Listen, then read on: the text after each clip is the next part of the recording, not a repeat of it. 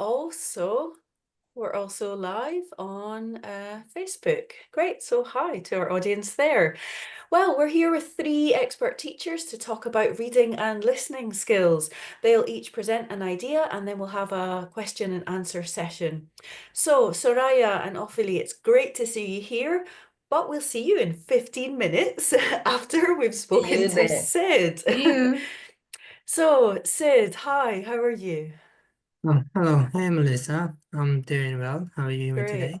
Great, I'm really good. So where are you joining us from? What area of Vietnam are you in? I'm in Ho Chi Minh City in Vietnam, also known Okay, as Saigon. great, wonderful place. Well, I'll tell the audience a bit about you.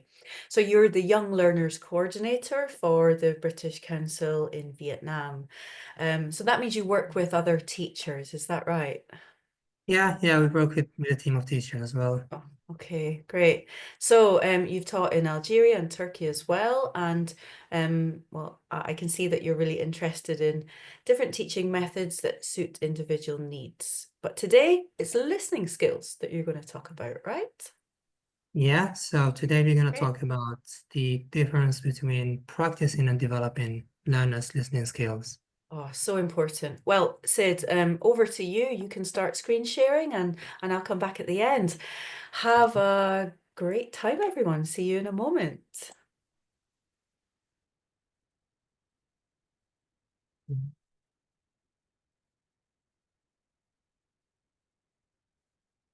All right. Let me just see them.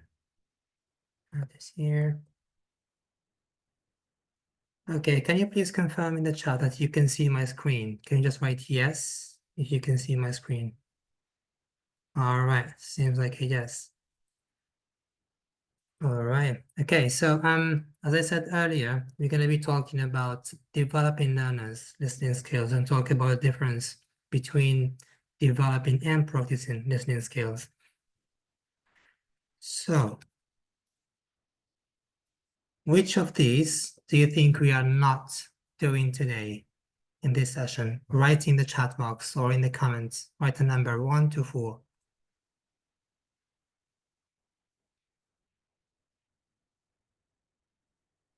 All right, 4. Saeed says 4. Ahmed says 2. All right. Oops. Sorry. Yeah, Laura, you got the right answer. So we are not doing number 4 today. We don't have time for that. Okay.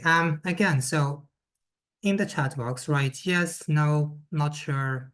Do you know the difference between practicing and developing listening skills? If you're here on Zoom, write in the chat. If you're on Facebook, write in the comment section. Okay, lots of yeses, no's, not sure. Think so, all right. Nice. Okay. Oops. Okay, so this is an example of a task that can help students practice their listening skills. So as you can see, the hidden words, the gap fill, I think we've all done this in our classes. So for this one, it can help students focus on key information like debate, uniform, and children, or it can help them focus on grammar or language like must, should, whatever you decide, your gaps are there. So does this help students develop their listening skills? The answer is no. So let's look at a different one. So this is another, it's gap fill, but the focus is different. This one helps learners develop their learning skills. How? So if you can look at the phrase in red, so we have must take, should children. So in rapid speech, when spoken naturally, this might be hard to understand. For example, it must take or should children.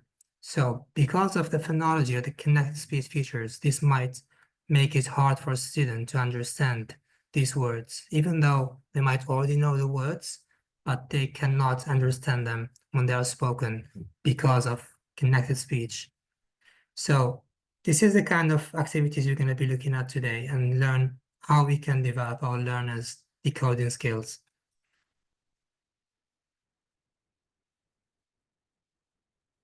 Next. All right, again in the chat box. Oh, sorry. So, as I said, because of the phonology features like should children, this is how it's said. As you can see transcribed there, or mistake. There is an elision here of the sounds te and de, and that makes it hard for our student to understand. So in the chat box again, can you tell me why is it important? What are the benefits of developing learners' decoding skills?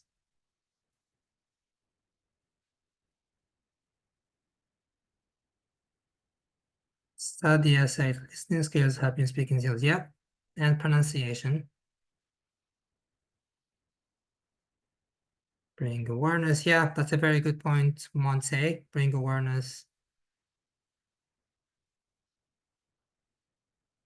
Asthma, yeah, that's a good point. It helps improving receptive pronunciation, therefore productive as well. Good, Maria. Recognize words.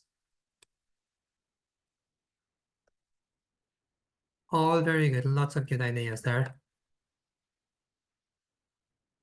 Yeah, so these are I think you've said most of these things. So I'm going to just show you a few ideas what are the benefits of developing learners' decoding skills. The word authentic is key here because the language we usually students hear in textbooks or tests is different than what they hear in real life conversations, in songs, in videos, and watching movies. So that's why it's very important to focus on these skills. Okay, now we're going to look at an example activity. How can we develop our learners' decoding skills in class? All right, so again, back to the gap fills. So it's the same one. So for this one, you can use this activity like just two sentences with two gaps that focus on the same or different phonology features, like can be elision for both, can be any other phonology feature that you want to focus on. So for this kind of tasks, I used Caldwell's idea from Speech in Action website.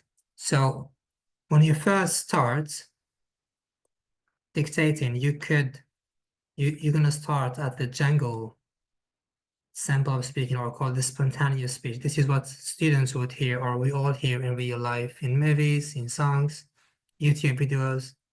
So for this one, you'd be speaking as you would speak with a proficient speaker, like you should children.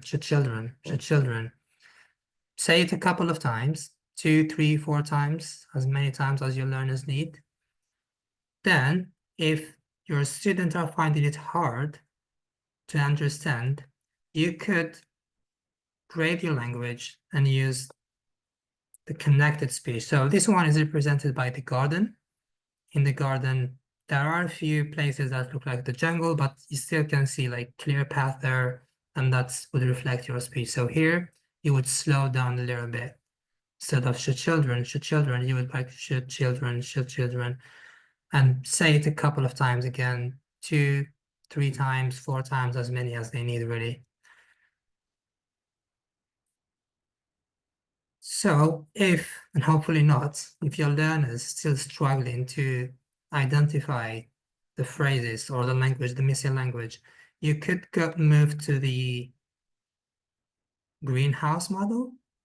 And that's what most, I would say, probably many course books would actually have in their listening activities or listening audio. So this is called the citation speech. So in this one, as the greenhouse, you're gonna say the words individually or separately, like you must take, should children. So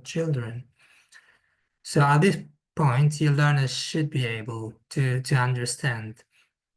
So you might say, what's the point if we go back down to the citation or the course book kind of English? The point here is it's as you said earlier, raising awareness. So here, it's a reflection moment. You could invite your learners to reflect on the activity, say, well, was it easy to listen? Was it hard? What did you find hard to listen for? And here comes students will probably start saying that it was said very fast. That's a lot of comments I get in my classes. It was said very fast. It's some of them will say like phonology, some will say like connected speech if they know they're familiar. So once here they are aware that the problem is not the words, it's not the language, it's the phonology, it's the way it's said, or the pronunciation, or so here at this point, probably a moment to do some phonology teaching or raising awareness about the phonology features you're targeting. So for example, in children, we have an elision of D. So you could tell them, probably encourage them to think what happened, why did it happen, and then give them the rule, like the D here disappears because it comes before a consonant. And probably elicit a few more examples from them, ask them to write words that end with D, and then think of collocations where the next word starts with a consonant. So here, once you've tested their listening skills, or let's say you've shown them an example, you've taught them the rule, we move to the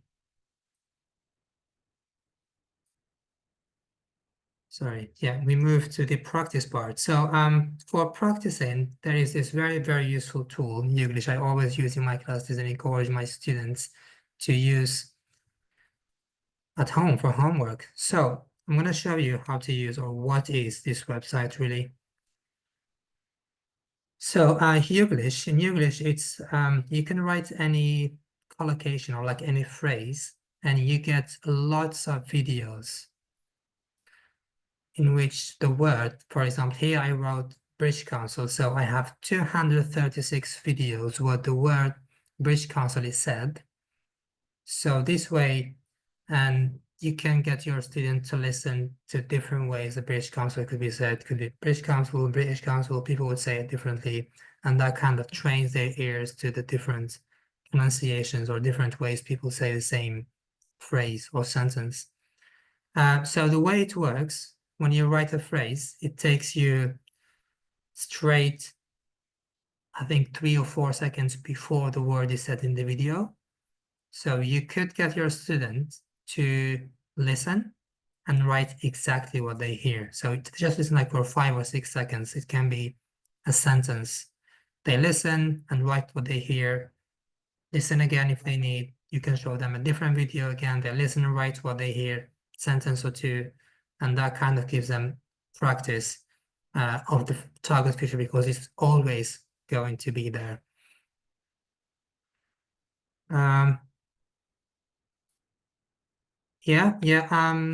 Josh, says fantastic preparation, which gaps important points to teach for the formative skills, listening and speaking. Yeah, very good point. Yeah, so I think the gap fills kind of identify the gaps in their needs really, and what they need to develop. Okay, so in the chat box, can you give me a few examples of phrases of the phrases that has elision, like should children, mistake? I'll give you 30 seconds. Write a few examples in the chat box or in the comments you're watching from Facebook.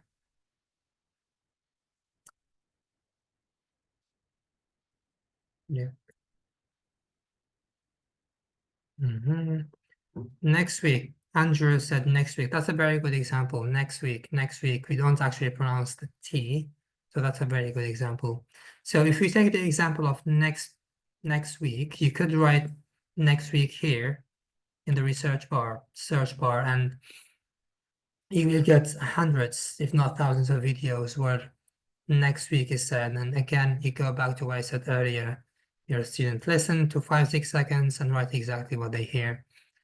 And here you can see you can use different ways people speak English. You can choose which one you want your student to focus on.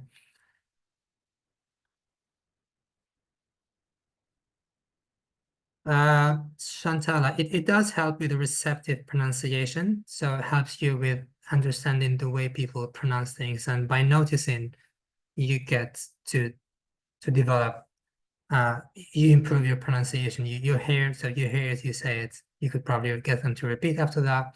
But this kind of activities focus on listening skills. Okay.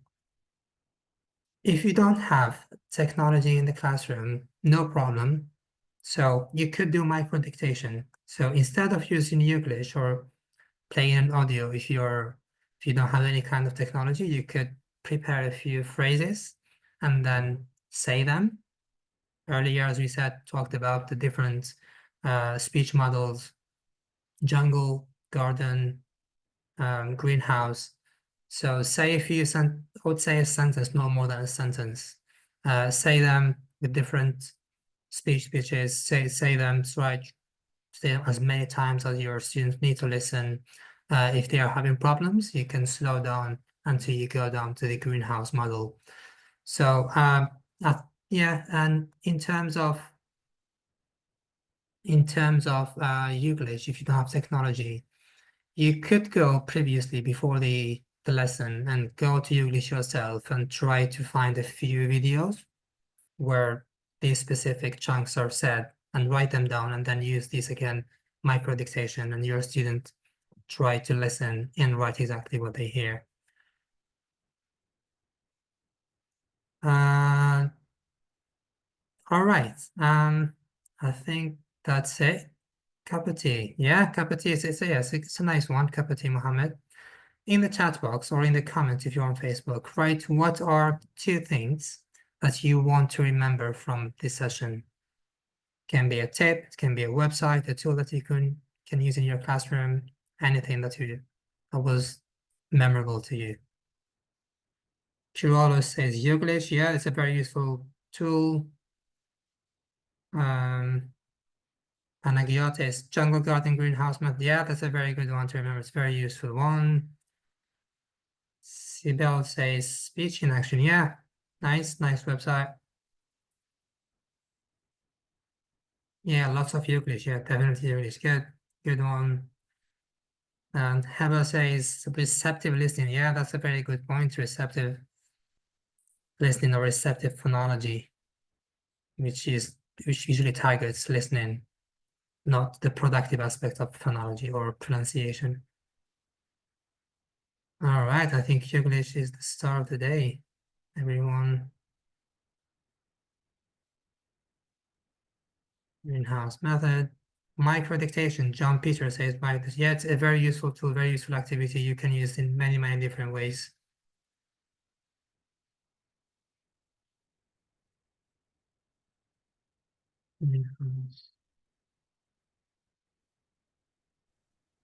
Okay. Yeah, that's a very good one, Mohammed. Yeah, it's movies, songs, and speeches. That's what people usually write. English learners struggle with because it's very hard for them to listen when they are at a low level or at the beginning of their learning journey. So this one really helps. It kind of gives them that confidence that I know more now, I can understand more, and encourage them to do more. Great. Thanks so much, Sid. That was full of ideas and well, yeah, the chat saying exactly how I feel as well. Lots of different useful things.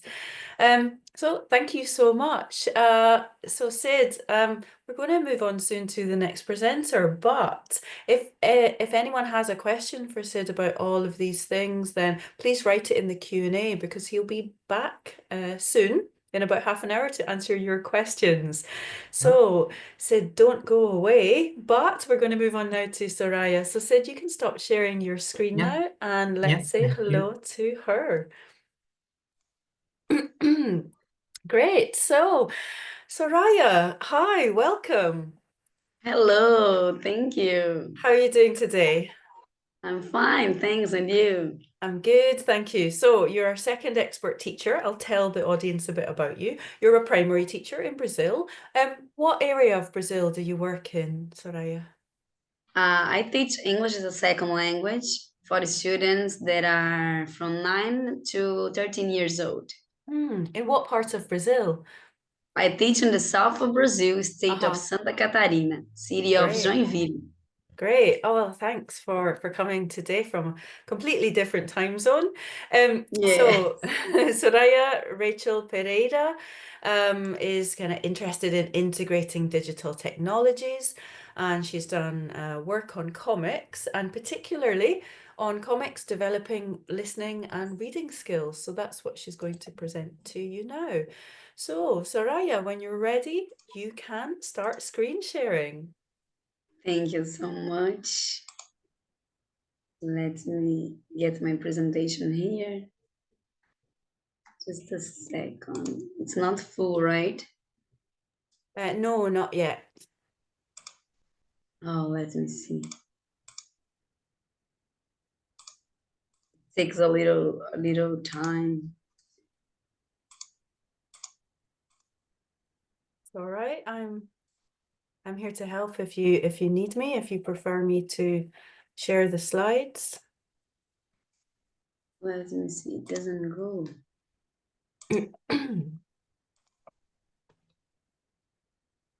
Not yet, right? Not yet in presentation, but I can find your slides and I can share them for you. That's not a problem at all. Oh, now it's okay. Now it appears. It takes a long. I don't know if my version is not updated. Now it's okay, right? Looks great. Brilliant. Okay, we can start. So on we go. Okay. So good morning, everyone. Good afternoon. Good evening, wherever you are in this part of this whole world. My name is Teacher Soraya. I'm gonna share with you some ideas, comics to develop, especially reading, but also listening skills. Let's go there. My plan here today is show you like activities during pre, during, and post listening reading skills in the classroom. I'm gonna give you some examples of activities and show the advantages of using comic strips to help our students develop their listening and reading skills and good ideas of feedbacks through rubrics. Let's go. So the first step with my students, they are 11 and 12 years old. I challenged them to create comics. So they could choose any topic they wanted, and they created topics about many different ideas, like equal rights, Hurricane Milton, a better world, adoptions of dogs, forest animals, adventure story, drinkable water and sanitation, like the ODS, as we say here in Brazil, the objectives of a sustainable world, travel with aliens, a fiction story, and about mom's birthday, a daily situation. So, how were the story created? We took a paper, like an A4 paper, and they double in 8 parts, and did a little mini book. So once a pair of students did a story about a daily routine in the classroom. So another one were about worried about people that are sad, that are anxious, that are um, anxiety. So they created a hug tent to hug everyone in the classroom in the school. Another ones were worried about the saving marine life, like helping the turtles, fish, animals, all the animals and plants that live inside the water and the oceans. Another group was worried about DPE. They created a mandate, don't pollute the environment mandate, and posters and campaigns about taking care of the environment, helping the planet. So after this moment of creating these stories, they had a step number 2, that was reading and listening skills. They recorded their voices in 3 different ways. We have Chromebooks here in Joinville in municipal schools, so they could use the recorder of the Chromebook as a first option. They could use the recorder of Canva. They really like to use Canva, and we use all the time. And they had an online video recorder, sorry, a website that they can record the audio and download it and then upload in whatever they are creating. In the beginning of the year, they created podcasts, for example. So at this moment, they recorded their voices, narrating the stories. One and each other could listen to each other's stories. So these both abilities were being developed, developing listening and reading skills. As a step number 3, I chose some prior reading activities. As Brown brings to us, the objective here is to identify the purpose of the story. So if you have beginners in your classrooms, you can start with keywords. You have intermediate to advanced levels, you can maybe do a silent reading because they can do by themselves.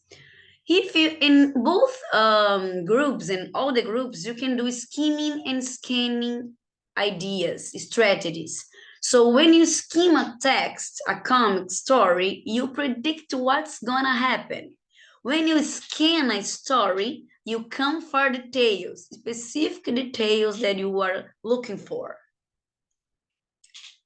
So flashcards are very great resources. The students don't read only texts, they read images too. So I chose a story here to bring to you. I would like to know from you, what keywords could we bring from these 3 images here, these 3 flashcards? Give me some ideas in the chat. What would you say for your students when you show these images? Peace, Kelly, perfect. Flag, reader. Excellent. Active listening, yeah, Mohammed. This promote active listening, right? So love, perfect, John. Surrender. So yeah, attention, please, good when we want to talk and they don't allow us to speak, right? Right, excellent, Caroline. So, and these are the ideas, like a white flag remembers peace. A heart in a white flag remembers love. A speaker remembers somebody shouting, somebody screaming. Let's discover what's going on here. So, everyone, when I say about input skills, that's my focus here, listening and reading, is with everything our students receive, like words, sentences, and dialogues, both in writing and oral forms. So this input is everything he receives, and output everything he produces, right? Let's go on. As a warm-up activity, my students really like here in Brazil, in Joinville, I don't know in other realities, but a game that can involve everybody and make them interact together is Whispers or Broken Telephone as a pre-reading skill. So I say a keyword for the first student of each line. And for example, love. And the second tells the third, the fourth, the fifth, until the last sixth student of the line screams, love! And yes, the first line that says the word first is the winner, or you can get points and maybe create a competition between them. And then after this, you can ask some WH questions. Who are the characters of these stories? When does the story happen? How does the story will engage somebody, will involve somebody? What's going to happen there, right?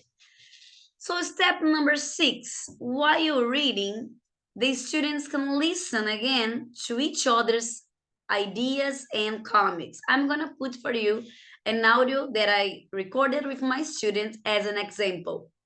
Fighting friends.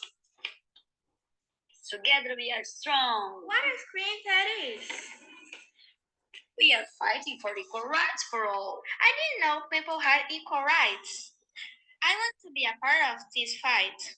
Let's go, join our walk. Equal right for all. Together we are strong. So this story was so nice. The students created, I think, in 2 or 4 classes, and doesn't have an end. Can you see? So your students can create a final of this story, and this is very good because we can instigate their creativity in the classroom, right?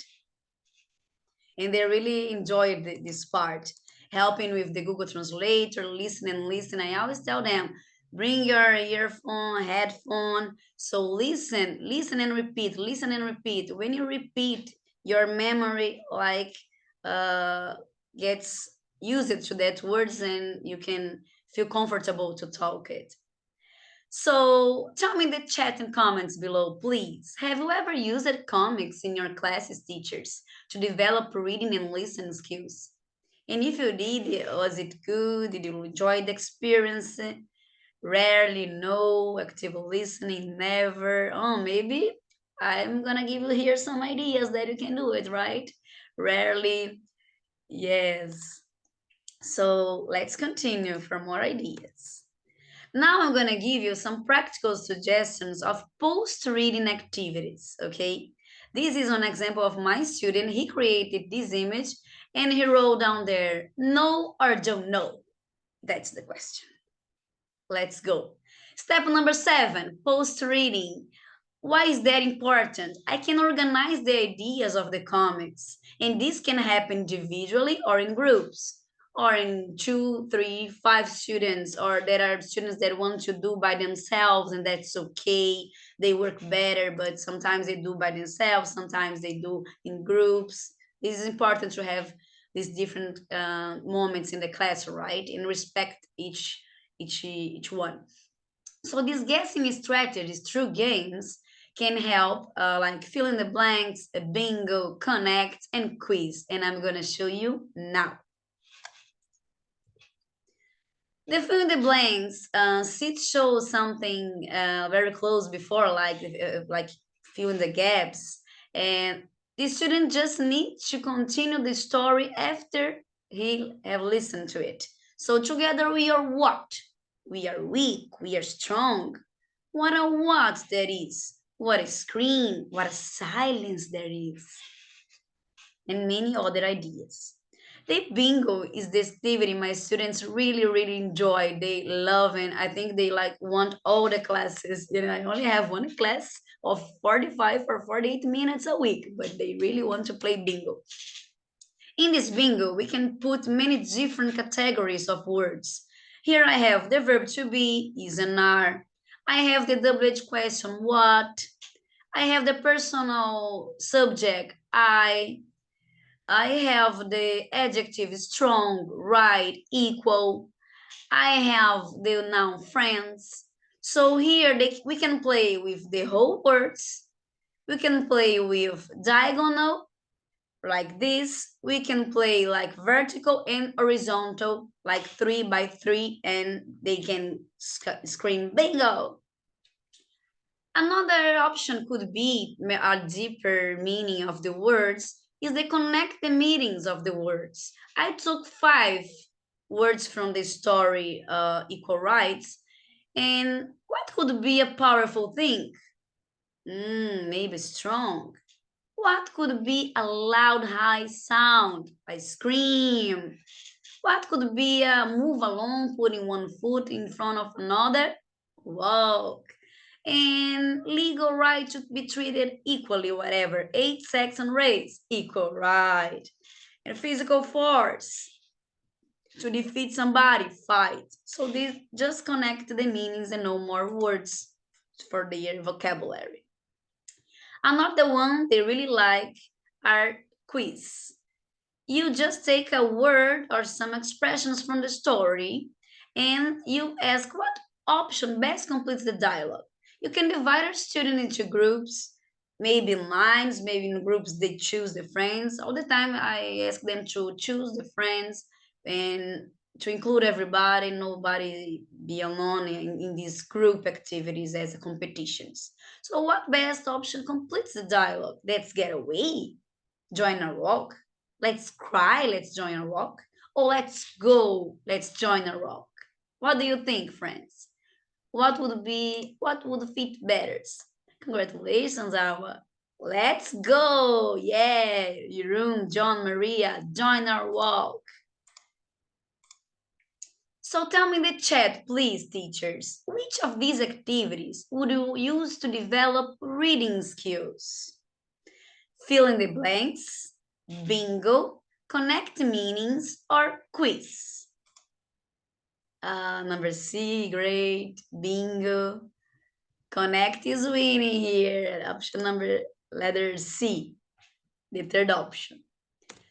And tell me, teachers, what activities would you like to use to develop the listening skills? Fill in the blanks, bingo, connect meanings, quiz. I didn't put here, but when they listen to another friend's story with the recordings, is very important, right? And I will give you some more ideas. Oh, fill in the blanks, great. All of them, right? Yes, we can do like one today, one the other class, the other the next class. To get to the end, I have other ideas that you can use with the young learners, but my students are not so young and they like images too, right?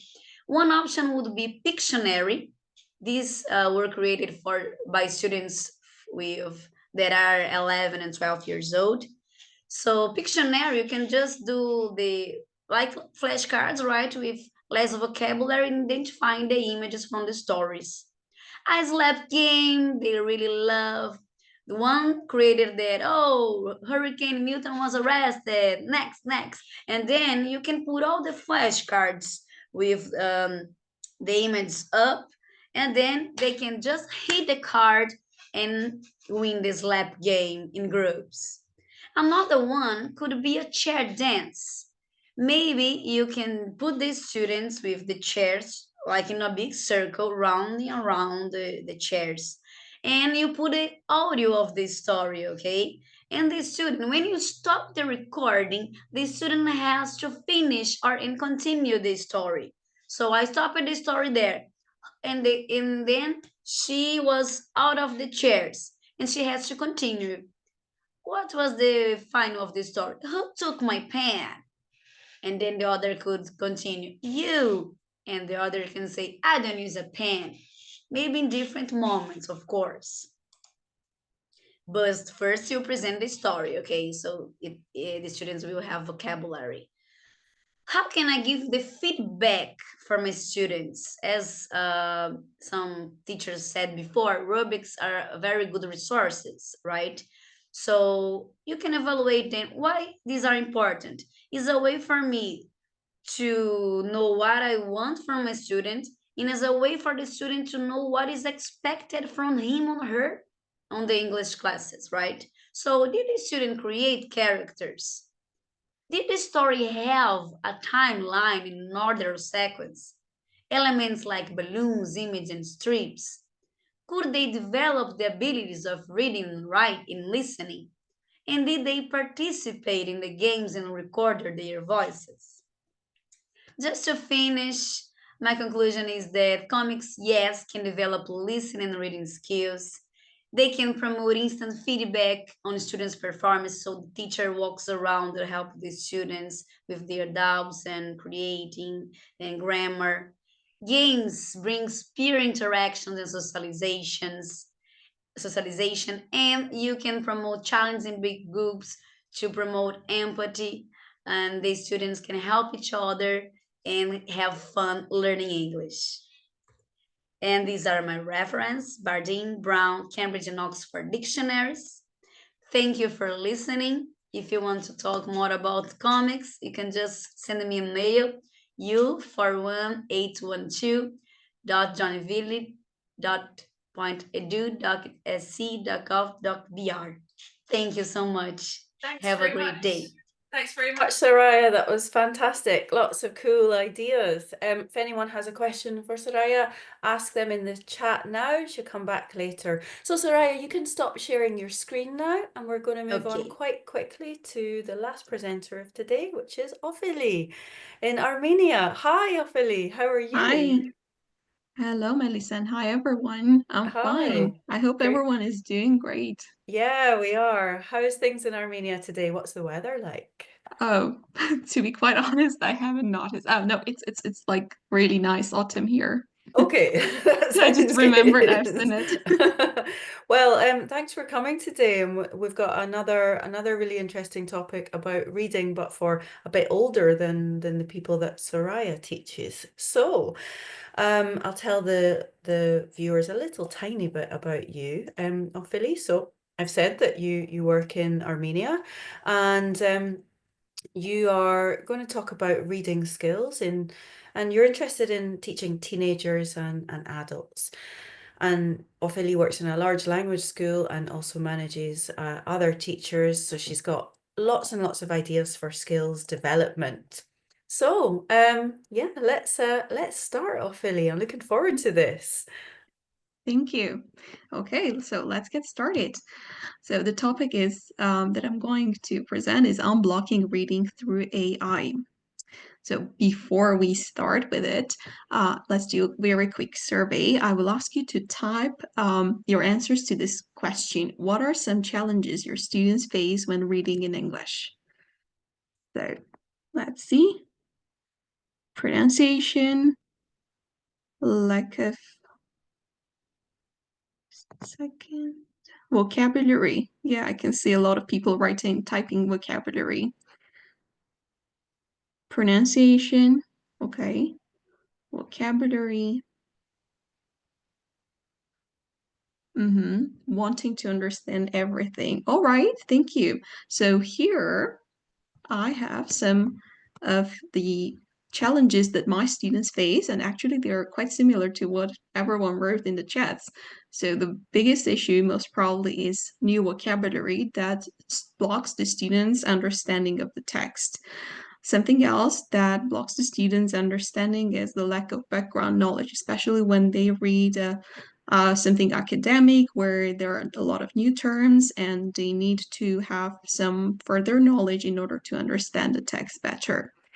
As well as cultural references. A lot of times we get text about traditions, about customs in different countries, and we need to have certain idea or do more research to understand the text better. So today I decided to concentrate on teaching the students new vocabulary that blocks their understanding when reading text through AI. And for that, we're going to see how AI tools help us with that. So we have this thing. Does anyone know, by the way, how this is called in English? What is this in English? Yeah, an hourglass. Yeah, sand clock. Actually, there are a few terms that we can use to describe this thing. Yeah, but hourglass is basically the most popular one. So I'm going to present the activity. Actually, it's stages of activity with these with the principle of the hourglass. And as you might guess, this is the way all the stages are structured are with the hourglass principle. So what it means, it's wide at the top, it's narrow in the middle, and again, it's wide at the bottom. So let's see how it works with the reading. Usually we start a reading with some pre-reading discussion where the students are asked a question that leads them to the topic, or they can do some fun activity before going to the reading task itself. So what I suggest in the first task, just reading, basically we don't have to deal with the blocking words yet. And this is the white top part of the hourglass. Just like hourglass, it includes everything. All the sand is there with all the text, all the context is there, and the blocking words are there, and we don't deal with them just yet. So this is the white part. Then, in the second stage, as you might guess, is the narrow part, where you take out the blocking words. And for that, my suggestion is to use some AI tools, and we'll have a couple of examples. in the slides that follow of some AI tools that you can use to work with those blocking words. So basically the idea is that in this narrow part, you use the AI tools in order to work on the blocking words. And this is where the students learn those words and they practice those words before moving on to the third stage, which is the detailed reading stage. So in this stage, the students come back to this wider part where they see those blocking words they have studied and they have practiced in second stage back in the context. So this is how Hourglass works. Wide at the top, narrow in the middle with the blocking words, with our focus on the blocking words, and then back to the main text with the blocking words explained and practiced. So here I have an example of a text which I've taken from britishcouncil.org. And this is the example that we're going to use. Before we move on, I would ask you to take some 30 seconds to go over it and think, if as a teacher, which of the words from the text you would consider as blocking and you would teach your students in the middle part.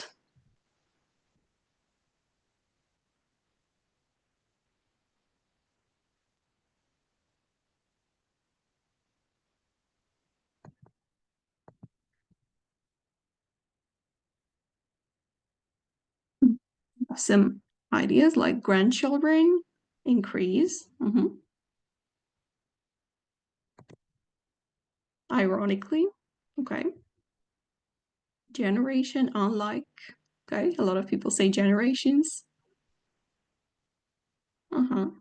Okay, thank you. Actually, you did guess some of the words. I mean, AI has done basically the same work. It's just has helped us, because if we go to the next slide, you will see that the words you suggested are there. So what we do here, before the class starts, we do the lesson plan, and in the lesson plan, we use AI tools. Here I have 2 of them, and they have 3 options. So I mean, what I mean is that you, as a teacher, can use them if there is internet connection, access to that. So it's ChatGPT and Gemini.google.com. These 2, there are way more, like, way many other options of AI tools as well that you can use, but something really important that I would like everyone to take a note of is that before using any AI tool to plan class activities as a teacher, please be aware that some tools may collect data. So find out what you can about each tool before using it, and do not input any text that contain personally identifiable data, like a text with a student which a student has written. Also, if you plan to ask students to create an activity, check that what the age restrictions are. So basically, this is something important to keep in mind when using AI tools, and especially when you ask the students to work on certain tasks using AI. Okay, then here, as I said, some of the words that AI has suggested as blocking from the text that we saw, and you guessed also words like generation, ironically, living, smartphone, and I asked ChatGPT to give me very basic definitions of those.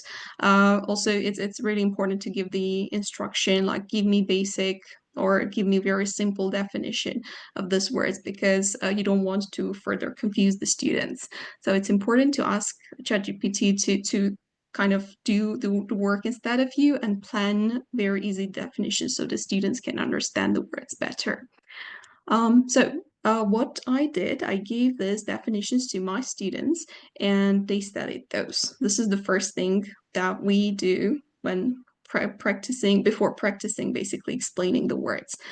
Then we can also practice those words. Once the students have studied the words, you can use activities like this one. Again, I asked Gemini to create this one where we have the same words, but the definitions are in a mixed order. So the students have to match the words with the definitions.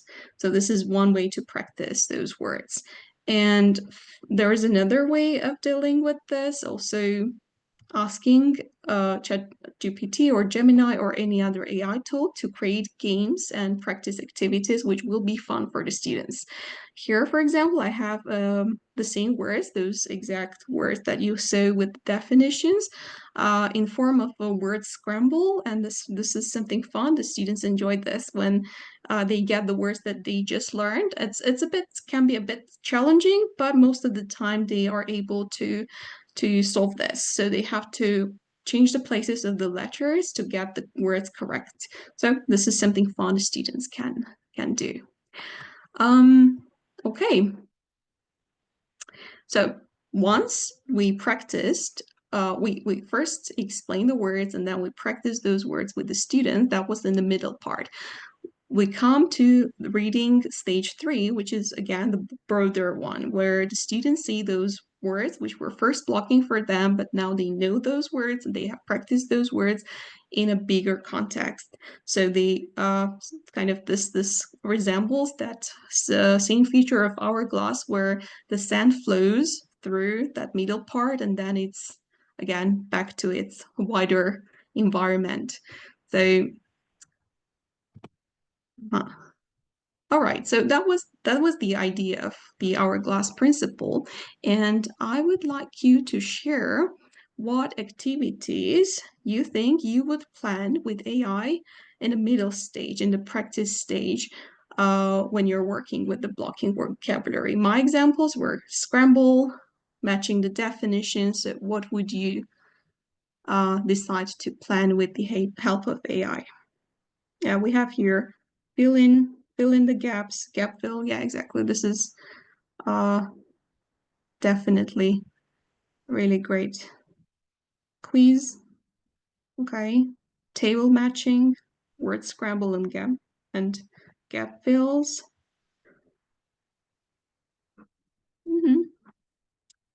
Creating a sentence. Okay. Like asking what I'm assuming is asking ChatGPT or any AI tool to create a sentence with those words. Okay, can work. Word search, hangman. Okay. Puzzles, definitions. Okay, thank you. Thank you so much for these comments. Okay, we have some other Geopardy, right? This is something cool. Okay, thank you. All right, that's all. That's all. Thank you very much. Thanks so much. Wow, yeah, everyone's got lots of ideas of what they can do. I never really thought about connecting kind of AI and reading and helping prepare. So yeah, I know where my next class is coming from now. Thank you. So Ophelia, you can stop sharing and we'll invite Sid and Soraya back and we'll have a little bit of time for questions. We've got about 5 minutes, so let's see what questions there are. Welcome back, Sid. Okay, thank you, Melissa. Hi, welcome back, Soraya. Thank you.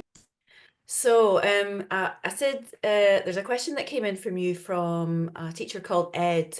I think it's interesting to answer. And Ed asks that the explanation of rules like elision, those examples we gave where the T and the D just slide together, do they belong in a specific lesson stage? Or, I mean, do you just explain this when you hear the problem? What's your advice? Yeah, I think the first stage for this one would be the test, where you test their listening skills. Once you realize the gap, I think there comes the teaching, and that would be the teaching bit. I think this lesson follows the teach test kind of pro forma Okay, right. lesson framework, and that I think the phonology, that the rule teaching would be the teaching bit. That's where you teach them about the rules and what's the problem. And then once they realize the problem, you get them to practice more. Yeah, I think that's the kind of right way to do it. Lots of people, just nobody's ever told them this. Learners have never been told by teachers. So yeah, they'll get better, I'm sure. Let's go on to a question for Soraya. Thanks, Sid. And Soraya, there's a question from Fatima and from Sharon that asks them can you explain the bingo game for them? Maybe it's not a game that they play often. How do you organize that with your students? Okay, so when you play bingo, we have like you can do grids like 3 times 3, 9 squares, and you took some words from the comics book the student created. For example, in the equal rights, my students created ideas like equal, like I, like we, like us. So I took 9 words from the story, and then you can't do like the bingos equal for everybody. You have to change the positions of the words. Because if you do a bingo and everybody receive the same, everybody will win at the same time. And if you change these words in these 9 spaces, the students can get these all. These are offline activities, like you don't need technology to do this. And maybe they just mark there, oh, I will do horizontal. Now we are going to start the horizontal round. So, okay, if they do 3 words, one beside another, in a horizontal position, the first one that gets the 3 will be the winner. And then if you do a diagonal, and if you do vertical, the first one that do this will be the winner. Yeah, I would definitely say search on YouTube how to play bingo, and teachers, you'll see Yeah, it's an very, or send me example. an mail, I can help you. Yeah, great. Now let's go Thank to you. a question about the hourglass technique to teaching reading and using technology. Ophelie, a teacher has said in the comments that they don't always have time to go on AI to prepare this type of thing. Can you use the hourglass technique without technology? What do you Sure, think? absolutely. I think we practiced that when I asked to take 30 seconds and to find the Yeah. words. Yeah. So basically, you can just take some 5 minutes and go over the text. And I think we do that when we, before a detailed task, we just go over the text and make sure that there are words that are blocking the understanding and we highlight those. So yeah, sure, just take the copy or the book and do that on your own without AI is just a tool that helps us to reduce the time that we otherwise would spend on lesson planning. But yeah, nothing can replace the teacher. Yeah, so if you're in front of a screen planning, use AI, but if you're on the bus planning, just use the text or the other teachers in the teachers' room, right? You can always Sure. ask them. Yeah, same. Great. Well, we have run out of time, everyone. Let's say a huge thanks to Ophelie, to Sid and Soraya for lots of very different ideas. I loved them all. And I'll say thanks to Joanna and Kath, who were moderating, and to Karen, who's moderating on Facebook. So everyone, thanks for coming. We have another event next month, so look at the Teaching English website to see how to register for that. And lots of people are asking about certificates. So if you go to the Teaching English webinars, the Teaching English website, to the webinar area, the place where you registered, and if you're watching on Facebook, we'll put the link in the chat, then you'll be able to find the links for everything there, so handouts and certificates. So we hope that helps you to get those. Right, well, thanks everyone, and goodbye teachers. We'll see you again in a month. Thank you Take so care. much. You. Bye bye. Bye everyone. Goodbye. Bye, everyone.